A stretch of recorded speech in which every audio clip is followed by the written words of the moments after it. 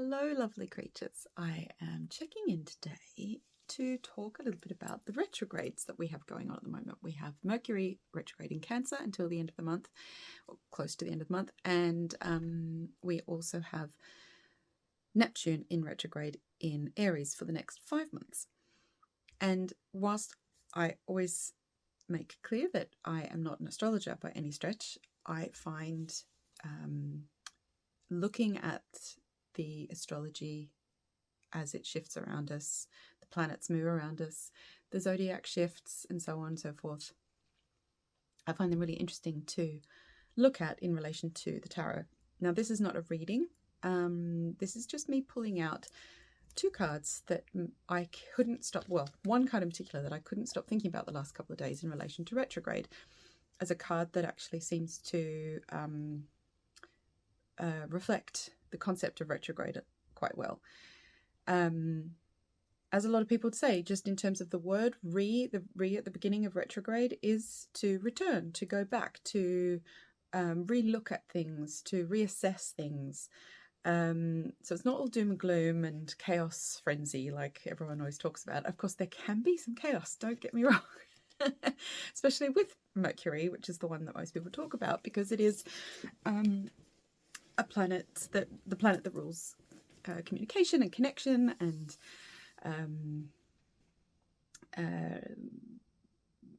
technology and all those sorts of things. So, you know, being aware of the how things can perhaps be misconstrued in those times are good things to keep tabs on and have an awareness and observation, an awareness of and observation too.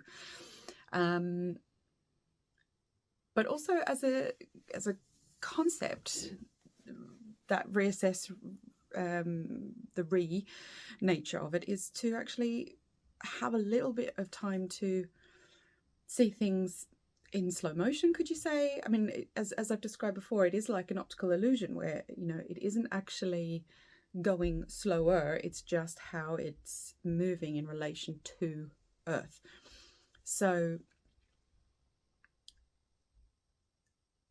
being able to see it as an opportunity to see things a little bit more clearly, see what returns to your brain portal or your heart portal or your body, and look at it for what it is.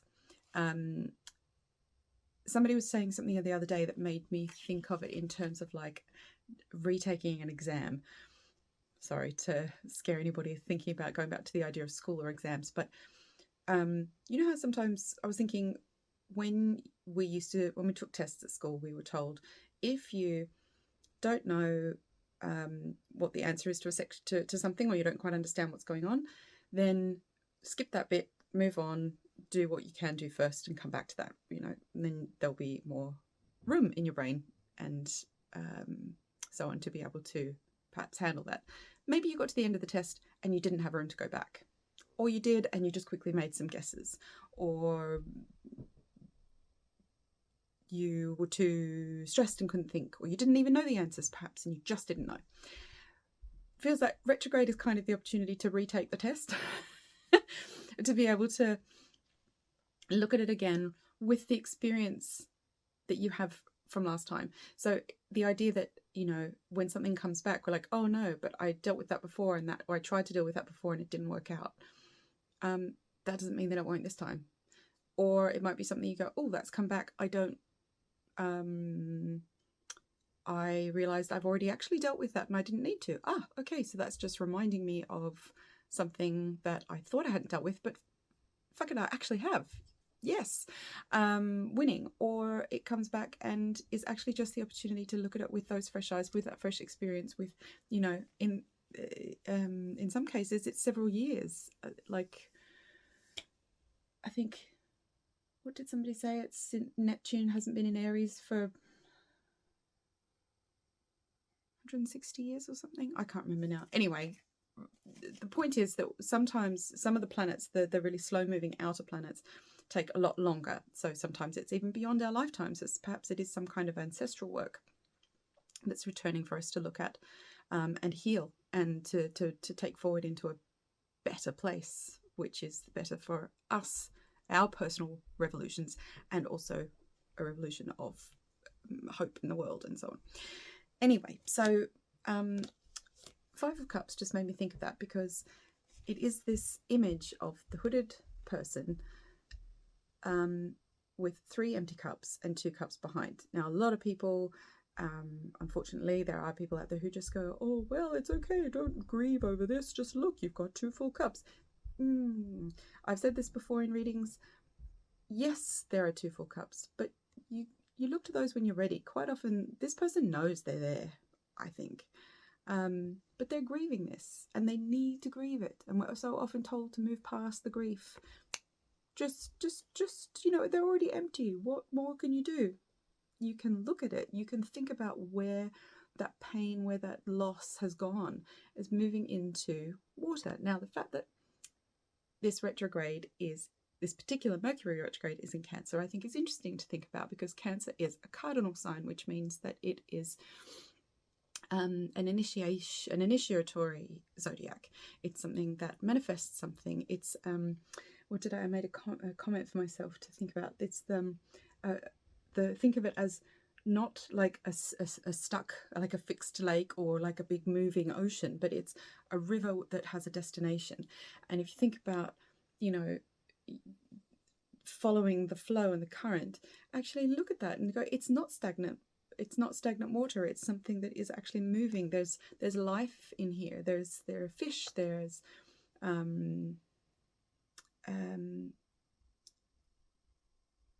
healing in that space, in that water. But whether it's a cancer or not, there's also hydrogen, which is one of the elements, the gassy elements from our lovely friend Neptune, is also in water.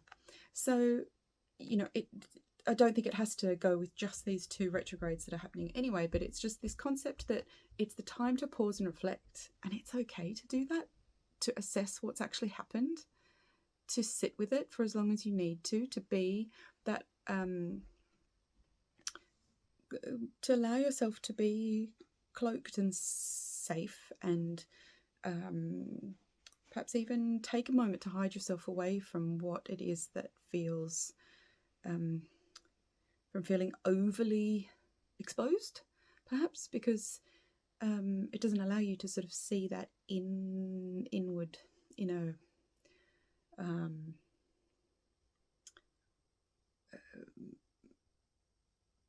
the inner soul of what's maybe tugging at you, or what you're trying to let go of. And it then made me think in turn of the Hermit, and how both these characters are wearing these beautiful cloaks. Don't we all love a good cloak? But that the Hermit is sort of, it made me think about the idea that when we look at, think of the Neptune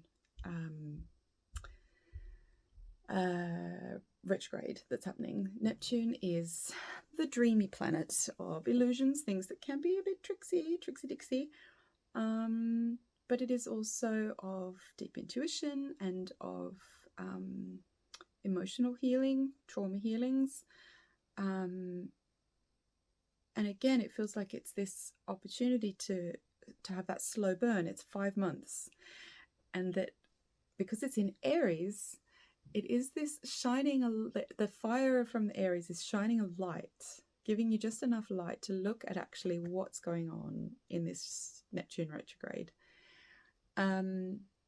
so that it's not all trapped in the underworld. It's not all trapped in that foggy illusion. Actually, the fog sort of has a chance to clear a little bit because it's at a slower pace, or it's in slow motion. So you have time to sort of stop and look. But there's that slow burn of like, almost like there's another analogy incoming, the idea of like the slow gas leak. Not a poisonous gas leak, but a gas leak that's slowly coming, and that fire, as it gets closer to that Aries fire, it comes in and eventually bursts into flame. But because it's slow-mo, it has time to actually catch a light and be inside that lantern, inside that light, that flame that you can carry, to keep looking at it and really checking that you've seen everything for really what it is this time, and that you have the ability to look at it from a whole new lived experience. But then when you open that, when you're ready for, and that doesn't have to be in 5 months' time, that can be any time within the next 5 months. I think when you open the glass and allow that little flame that you've kept to just go out and hit the rest of that hydrogen and just burst into like an explosion of forward motion, of clarity and joy. Actually, it just feels like there is so much there's so much healing coming through both these retrogrades, I think. And so yeah, I just wanted to have a little share my thoughts on that and how I relate those ideas to the tarot. Anyway, there is obviously also the new moon in Cancer coming up on Tuesday for anybody that's seen Miranda. And because Cancer is ruled by the moon, it may well be stirring up a few extra bits and bobs. But remember, moon rules Cancer, but Cancer is a moving directional sign. It has that moving directional quality to it. And we're heading into that dark moon phase over the next 3 days, whilst Mercury is in retrograde. So there are, highly likely that there are these feelings of, not necessarily, but maybe there is something a little bit ancient, I feel like saying, coming up from these cups that is ready to dive in. Imagine those griefs and those traumas and just parts and elements of them. They're still part of your story. They're not to be gotten rid of. I'm a big believer in the fact that the things that happen to us are still part of our story. They're still chapters in the book.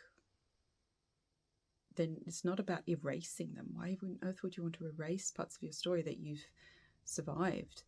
But they're things that don't necessarily need focus anymore. They're not the things that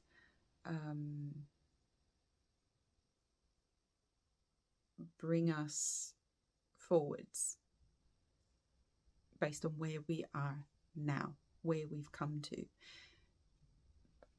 The losses that we have,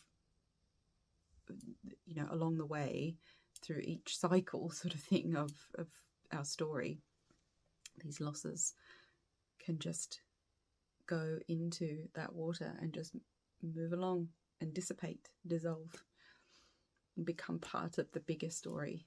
Anyway, it's a little bit of a long one, but I just really wanted to chat about that. And if you'd like your own personal reading for anything or for the new moon in Cancer coming up on Tuesday, make a booking via my website. I have got regular readings that are available, and I also recently just put up the option for shorter moon readings for the new or the full moons. I wish you a wonderful dark moon weekend. And 5 of Cups and Hermit energy. Ciao for now.